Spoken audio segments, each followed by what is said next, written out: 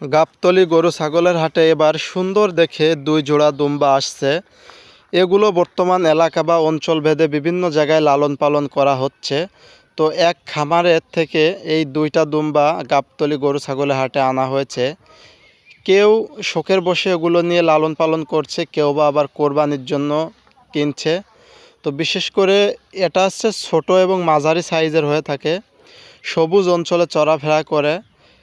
বিশেষ করে এদেরকে কাশ্মীরে দেখা যায়, কাশ্মীরে, পাকিস্তানে, তারপর ভারতে, বাংলাদেশে কিছু কিছু অঞ্চল ভেদে এগুলোকে লালন পালন করা হচ্ছে এবং পরীক্ষামূলকভাবে কৃষি খামারে এদেরকে এনে পরীক্ষামূলকভাবে মানুষ করা হচ্ছে। তো এই দুইটা দুম্বার দাম হাঁকানো হচ্ছে 5 লক্ষ টাকা।